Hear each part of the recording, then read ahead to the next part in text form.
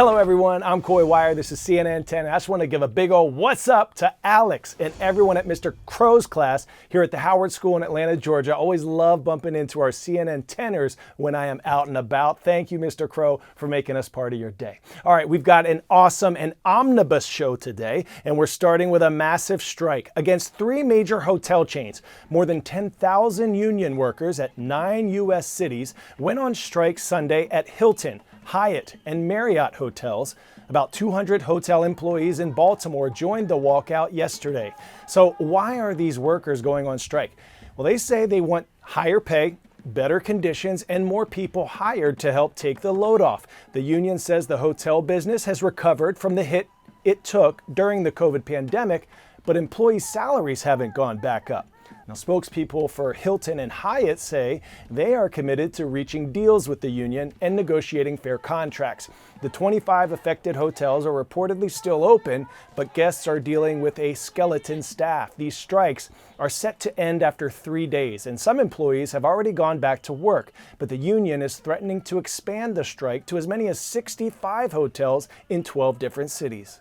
Next, we head to America's largest military base overseas, Camp Humphreys in South Korea. It's just 60 miles away from the demilitarized zone that separates the nation from North Korea, and the importance of the base has grown in recent years as North Korea becomes more of a military threat by building up its nuclear arsenal. CNN's Mike Valerio takes us there now.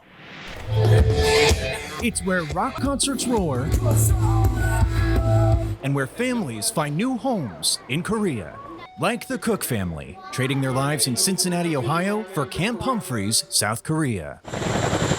It's the Army's busiest airfield in Asia and the biggest U.S. military base overseas. Camp Humphreys is about 60 miles away from North Korea, driving distance from the heavily fortified demilitarized zone, the DMZ, which divides the Korean peninsula. More than 40,000 people call Camp Humphreys home, including the Cooks. They have not one, but 2 sets of twins, the youngest just 8 months old. And when you set this, you won't have to. They came here because of Sergeant Terry Cook, an Army IT specialist, here to support the critical U.S.-South Korea military alliance. We met in Cincinnati, Ohio. But in dad mode with his wife Ree, he says it's all about supporting his parental platoon. I just really like to, spend as much time and maximize my time to get this whole unit like that. I just like how you look right now. You are literally super dad. Camp Humphreys hosts the only U.S. Army division which is partially made up of South Korean soldiers.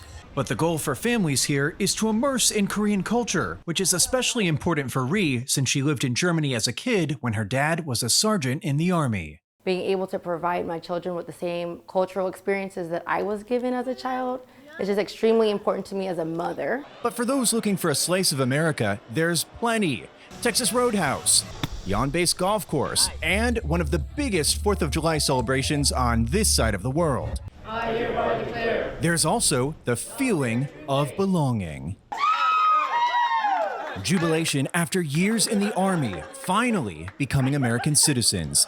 Non-commissioned officer, NCO Sergeant Vanessa Ramo was born in the Philippines, supported here at her naturalization ceremony by her platoon. I didn't expect it to be here, honestly. It's great to do it overseas, somewhere, especially in Korea. I love Korea. A slice of America, inextricably part of the Korean tapestry, and for its newest residents, hardly far from home. Mike Valerio, CNN, Camp Humphreys, South Korea. Pop quiz hotshot. What color shirt collar is most often associated with jobs that involve manual or skilled trade? Purple, pink, blue, or white?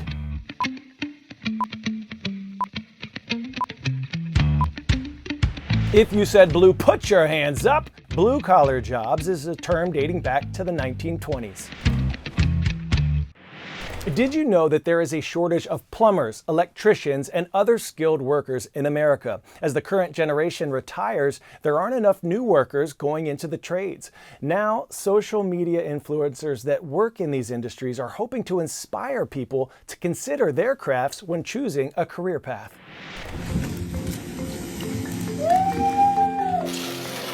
Oh.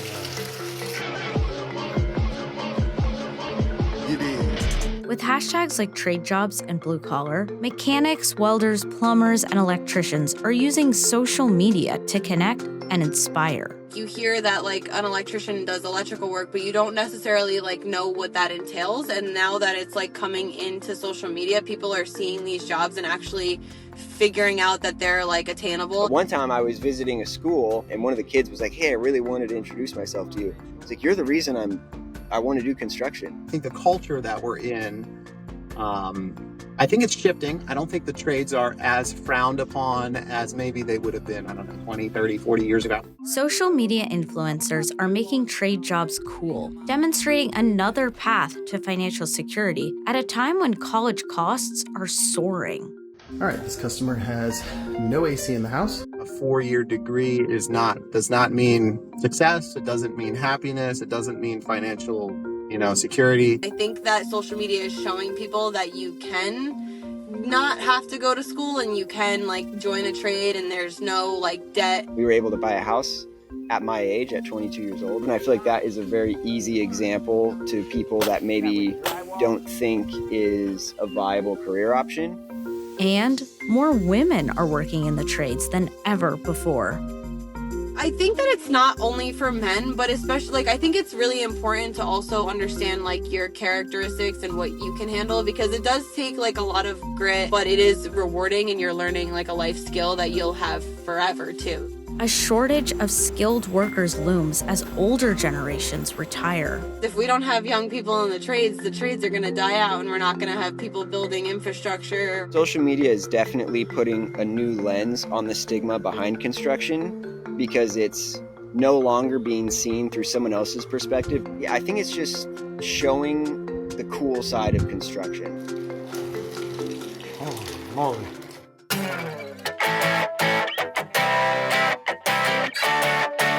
Today's story getting a 10 out of 10 is proof that age really is just a number. At 65, Nora Langdon was struggling just to climb stairs. 16 years later, at the age of 81, she became a world record-breaking power lifter. You've got to see this inspiring story.